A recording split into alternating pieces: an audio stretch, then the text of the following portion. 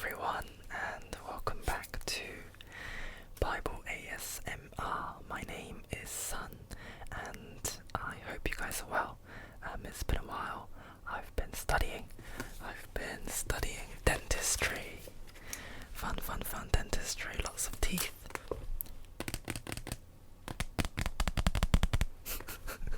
I've always wanted to try that. I'll stop. And my exams are in April, so I'm still studying. If you have been praying for me, thank you very much. Yeah, I hope I do well. I cut my own hair. I did this today. I think, the front and the sides are okay. I think I did okay. The front, I sort of messed up, but I somehow fixed it. But then the back, you guys don't want to see the back because the back is, it's not terrible, but you can see where I stopped with my trimmer. I've been using a trimmer, and you can see where I stopped, and it's quite jagged, so it's not the best. And my mum's been saying how she wants to fix it herself, but I haven't been letting her do that, so maybe tomorrow I'll let her fix it if she wants to. The weather has been improving in London, and they started to ease the lockdown, so we can actually start playing football again. I love football, or soccer if you're from America, and I played on Monday with some friends, and it was very fun. Thankfully we won 13-12. My friend scored the winning goal right at the end. That was amazing.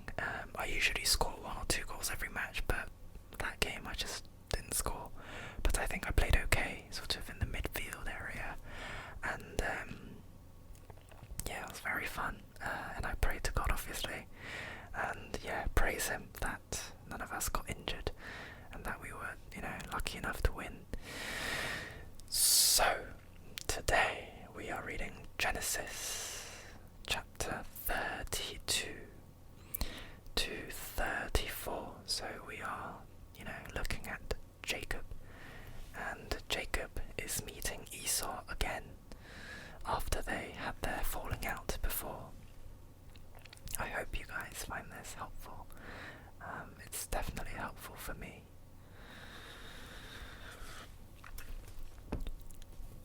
Jacob also went on his way, and the angels of God met him. When Jacob saw them, he said, "This is the camp of God." So he named that place Mahanaim. Jacob sent messengers ahead of him to his brother Esau in the land of Seir, the country of Edom. He instructed them, "This is what you are to say to my lord Esau. Your servant Jacob says, I have been staying with Laban and have remained there till now. I have cattle and donkeys, sheep and goats, male and female servants. Now I am sending this message to my lord, that I may find favor in your eyes." When the messengers returned to Jacob, they said, "We went to your brother Esau, and now he is coming to meet you, and 400 men are with him." In great fear and distress, Jacob divided the people who were with him into 2 groups, and the flocks and herds and camels as well. He thought, if Esau comes and attacks one group, the group that is left may escape. Then Jacob prayed, "O God of my father Abraham, God of my father Isaac, Lord, you who said to me, 'Go back to your country and your relatives, and I will make you prosper,' I am unworthy of all the kindness and faithfulness you have shown your servant. I had only my staff when I crossed this Jordan, but now I have become 2 camps. Save me, I pray, from the hand of my brother Esau, for I am afraid. He will come and attack me, and also the mothers with their children. But you have said, I will surely make you prosper and will make your descendants like the sand of the sea.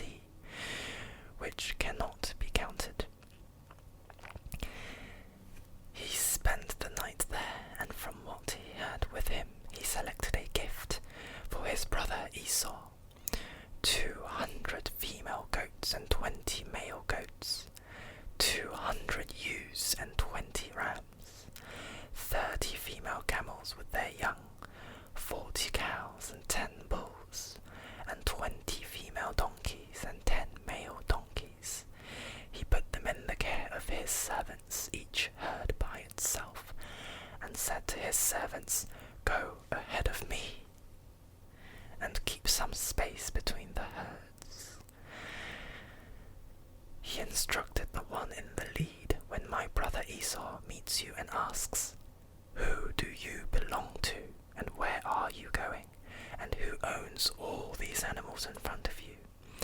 Then you are to say, "They belong to your servant Jacob. They are a gift sent to my lord Esau, and he is coming behind us." He also instructed the second, the third, and all the others who followed the herds, "You are to say the same thing to Esau when you meet him, and be sure to say your servant Jacob is coming behind us, for he thought, I will pacify him with these gifts I am sending on ahead. Later, when I see him, perhaps he will receive me." So Jacob's gifts went on ahead of him, but he himself spent the night in the camp. That night, Jacob got up and took his 2 wives, his 2 female servants, and his 11 sons, and crossed the ford of the Jabbok. After he had sent them across the stream, he sent over all his possessions. So Jacob was left alone, and a man wrestled with him till daybreak. When the man saw that he could not overpower him, he touched the socket of Jacob's hip, so that his hip was wrenched as he wrestled with the man. Then the man said, "Let me go, for it is daybreak." But Jacob replied, "I will not let you go unless you bless me." The man asked him, "What is your name?" "Jacob," he answered. Then the man said, "Your name will no longer be Jacob, but Israel, because you have struggled with God and with humans and have overcome." Jacob said, "Please tell me your name." But he replied, "Why do you ask my name?" Then he blessed him there. So Jacob called the place Peniel, saying, "It is because I saw God face to face, and yet my life was spared." The sun rose above him as he passed Peniel, and he was limping because of his hip. Therefore to this day the Israelites do not eat the tendon attached to the socket of the hip, because the socket of Jacob's hip was touched near the tendon. Jacob looked up, and there was Esau coming with his 400 men. So he divided the children among Leah, Rachel, and the 2 female servants. He put the female servants and their children in front, Leah and her children next, and Rachel and Joseph in the rear. He himself went on ahead and bowed down to the ground 7 times as he approached his brother. But Esau ran to meet Jacob and embraced him. He threw his arms around his neck and kissed him, and they wept. Then Esau looked up and saw the woman and children. "Who are these with you?" he asked. Jacob answered, "They are the children God has graciously given your servant." Then the female servants and their children approached and bowed down. Next, Leah and her children came and bowed down. Last of all came Joseph and Rachel, and they too bowed down. Esau asked, "What's the meaning of all these flocks and herds I met?" "To find favor in your eyes, my lord," he said. But Esau said, "I already have plenty, my brother. Keep what you have for yourself." "No, please," said Jacob. "If I have found favor in your eyes, accept this gift from me. For to see your face is like seeing the face of God, now that you have received me favorably." please accept the present that was brought to you, for God has been gracious to me, and I have all I need." And because Jacob insisted, Esau accepted it. Then Esau said, "Let us be on our way, I'll accompany you." But Jacob said to him, "My Lord knows that the children are tender, and that I must care for the ewes and cows that are nursing their young. If they are driven hard just one day, all the animals will die. So let my Lord go on ahead of his servant, while I move along slowly at the pace of the flocks and herds before me, and the pace of their children, until I come to my Lord in Seir." Esau said, "Then let me leave some of my men with you." "But why do that?" Jacob asked. "Just let me find favor in the eyes of my Lord." So that day Esau started on his way back to Seir. Jacob, however, went to Succoth, where he built a place for himself and made shelters for his livestock. That is why the place is called Succoth. After Jacob came from Padan Aram, he arrived safely at the city of Shechem in Canaan and camped within sight of the city. For 100 pieces of silver he bought from the sons of Hamor, the father of Shechem, the plot of ground where he pitched his tent.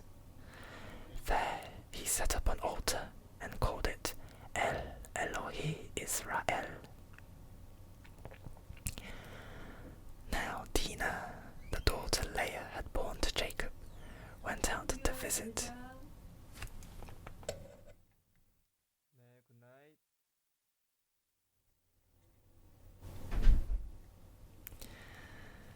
Now Dinah, the daughter Leah had born to Jacob, went out to visit the women of the land. When Shechem, son of Hamor the Hivite, the ruler of that area, saw her, he took her and raped her.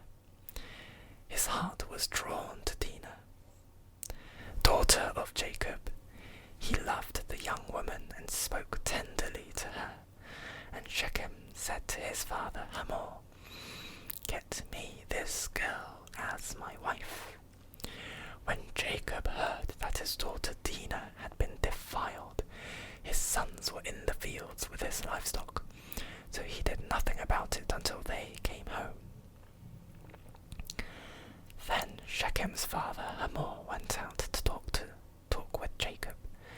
Meanwhile, Jacob's sons had come in from the fields as soon as they heard what had happened. They were shocked and furious because Shechem had done an outrageous thing in Israel by sleeping with Jacob's daughter, a thing that should not be done. But Hamor said to them, "My son Shechem has his heart set on your daughter. Please give her to him as his wife. Intermarry with us. Give us your daughters and take our daughters for yourselves. You can settle among us. The land is open to you. Live in it, trade in it, and acquire property in it." Then Shechem said to Dinah's father and brothers, "Let me find favor in your eyes, and I will give you whatever you ask. Make the price for the bride and the gift I am to bring as great as you like, and I'll pay whatever you ask me. Only give me the young woman as my wife." Because their sister Dinah had been defiled, Jacob's sons replied deceitfully as they spoke to Shechem and his father Hamor. They said to them, "We can't do such a thing. We can't give our sister to a man who is not circumcised. That would be a disgrace to us. We will enter into an agreement with you on one condition only, that you become like us by circumcising all your males. Then we will give you our daughters, and take your daughters for ourselves. We will settle among you and become one people with you. But if you will not agree to be circumcised, we will take our sister and go." Their proposal seemed good to Hamor and his son Shechem.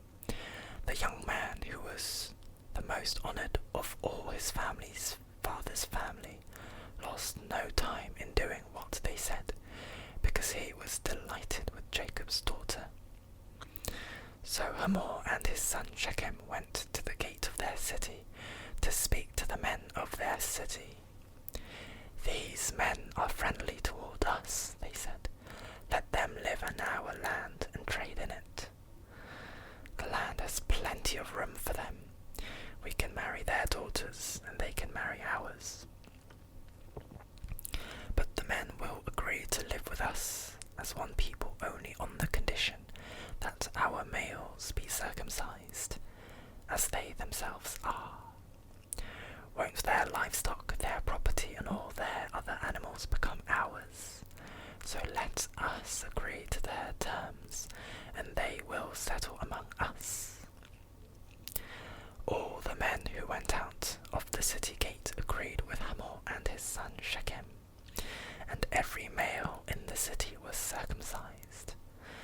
3 days later, while all of them were still in pain, 2 of Jacob's sons, Simeon and Levi, Dinah's brothers, took their swords and attacked the unsuspecting city, killing every male. They put Hamor and his son Shechem to the sword and took Dinah from Shechem's house and left. The sons of Jacob came upon the dead bodies and looted the city where their sister had been defiled. They seized their flocks and herds and donkeys and everything else of theirs in the city and out in the fields. They carried off all their wealth and all their women and children, taking as plunder everything in the houses. Then Jacob said to Simeon and Levi, "You have brought trouble on me by making me obnoxious to the Canaanites and Perizzites, the people living in this land. We are few in number, and if they join forces against me and attack me, I and my household will be destroyed." But they replied, "Should he have treated our sister like a prostitute